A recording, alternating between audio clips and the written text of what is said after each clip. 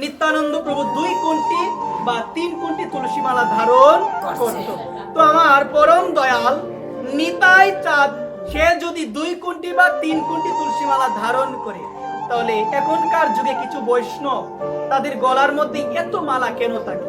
কারণ আমার পরম দয়াল নিতাই চাঁদ সে যদি 2 কোটি 3 কোটি তুলসী মালা দেয়, তাহলে এখনকার যুগে বৈষ্ণব গুলো তারা এত মালা কেন দেয়? এই জায়গায় লক্ষ্য রাখতে হবে। আমরা দেখতে পেয়েছিলাম আমাদের পাতস্মরণীয় পরম পূজ্য গুরু মহারাজ শ্রী গোপীনাথ দাস ব্রহ্মচারী গুরু মহারাজ আমাদের আগের বছর কিন্তু এসেছিল। ওনার গলার মধ্যে কিন্তু অনেক মালা, অনেক তুলসীর মালা। আমি কথাগুলো বলছি, একটু বিচার করো, একটু জানতে হবে। কারণ আমরা কিন্তু এই জায়গার মধ্যে একটা অপরাধ করি যে এতগুলো মালা কেন। আগে জানবেন, তারপরে নিজের মনকে প্রশ্ন করবেন, তার গলার মধ্যে এতগুলো মালা কেন। আমরা দেখতে পেয়েছিলাম বৃন্দাবনের মধ্যে আমাদের আরেকজন পূজ্যপাত মহারাজ, যার নাম হলো শ্রীমান মুরারি মোহন দাস বাবাজি মহারাজ। ওই আমার মুরারি বাবার গলার মধ্যে কিন্তু অনেক মালা সেবা করত। তো এই প্রসঙ্গে অনেক মানুষ এগুলো দেখার পরে তাদের মনের মধ্যে একটা প্রশ্ন আসে, এতগুলো মালা তারা কেন দেয়? কারণ পরম দয়াল নিতাই চাঁদ সে 2 কোটি বা 3 কোটি তুলসী মালা ধারণ করেছেন, তাহলে তারা এত দিল কেন? তো এই জায়গায় বলছেন, রসিককান নামে আমার প্রভুর এক ভক্ত ছিল, যার জন্ম হয়েছিল যবনকুলে। কথার প্রতি ধ্যান দাও। যার জন্ম কোথায় হয়েছিল?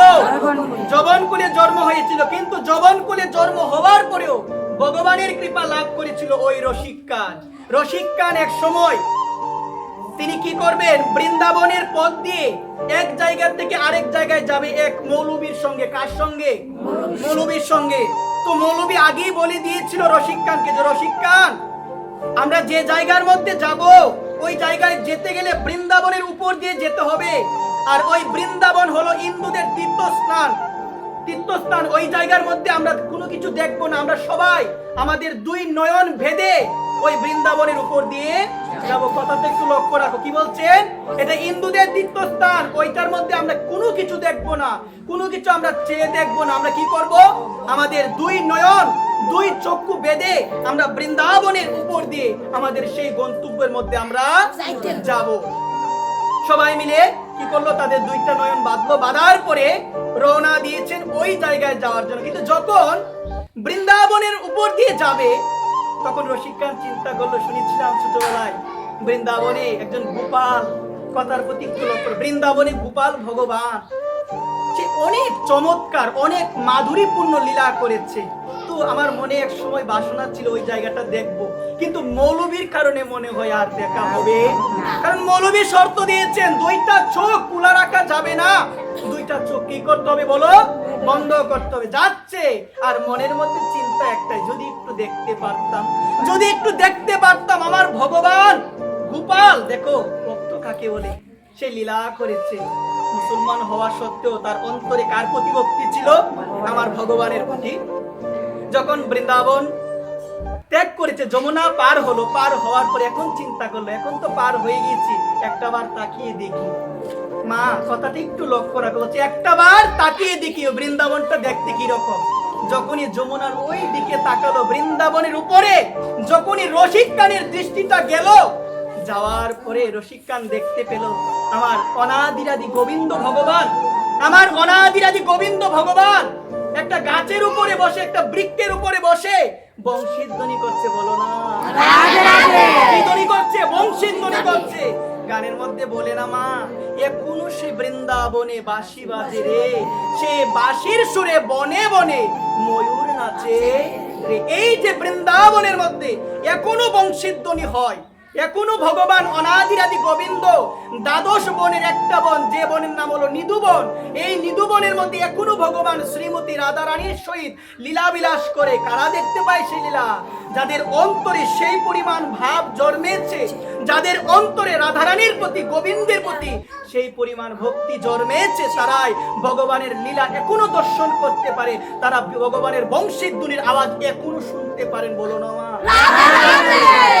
সে শুনতে পেল যে ভগবান বংশীর ধ্বনি করছে একটা বৃক্ষের উপরে বসে। সে ভাবলো, আর যাব না মৌলবী, তোমার সাথে আর যাব না। মৌলবী বলছে, তোমাকে কি আর নিব? যে তোমাকে রূপ ধরেছে, কি রূপ? নামের রোগ তোমাকে ধরে নিয়েছে, এই রোগ ধরলে আর ছাড়ে না, তোমাকে তো আর দলে নিব না।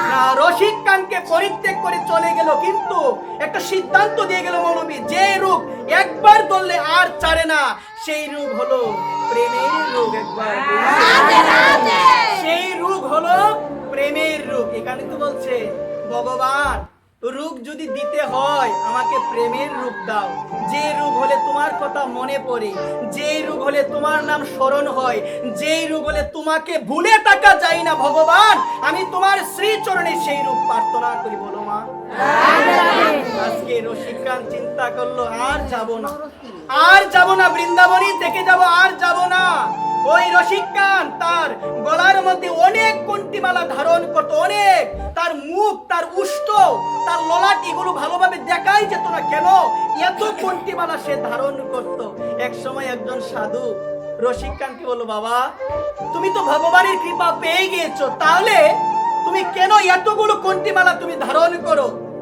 এতগুলো কণ্ঠিমালা ধারণ করার কোনো দরকার আছে কি? তখন রসিক খান করজোর করে সেই সাধু বাবাকে উত্তর দিয়েছিল, দেখুন, ভগবানের কৃপাতে, ভগবানের দয়াতে আপনাদের জন্ম হয়েছে মহান সনাতন ধর্মে, ভগবানকে ডাকার সুযোগ পেয়েছেন, রাধারানীকে ডাকার সুযোগ পেয়েছেন, গৌরকে ডাকার সুযোগ পেয়েছেন, কিন্তু আমার জন্মটা হয়েছে যৌবন কুলে, আমার জন্মটা হয়েছে যৌবন কুলে। আমি ভগবানকে ডাকতে পারি নাই, আমি গৌরাঙ্গ মহাপ্রভুকে ডাকতে পারি নাই। আপনাদের উদ্ধার হবে 2 কণ্ঠিমালা, 3 কণ্ঠিমালাতে আপনাদের উদ্ধার হবে, কিন্তু আমার কি হবে? আমার তো হবে না উদ্ধার। কারণ মা এই জায়গার মধ্যে বলছেন, ধরো সমুদ্র, ধরো অনেক নদী রয়েছে, এই নদীর মধ্যে যদি তুমি কাঠের বেলার মধ্যে ধরে থাকো, তুমি কিন্তু ডুববে না, কাঠের বেলার মধ্যে ধরে থাকলে তুমি ডুববে না। এই জায়গায় রসিক খান বলছেন, তোমাদের 2 কণ্ঠে মালাই তোমাদের উদ্ধার করবে, কিন্তু আমার জন্ম হয়েছে যৌবন কুলে, আমার কি হবে? এই কারণে আমি এতগুলো কণ্ঠে মালা ধারণ করেছি, যেন ভব সাগরে আমি যেন ডুবে না যাই, আমি যেন এই কণ্ঠে মালার উপরে ভর করে যেন ওই ভব সমুদ্রের মধ্যে আমি টিকে থাকতে পারি। একবার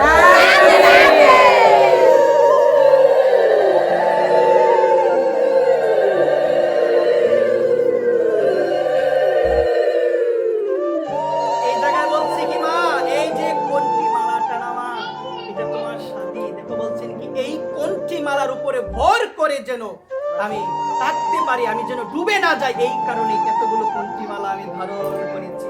মনে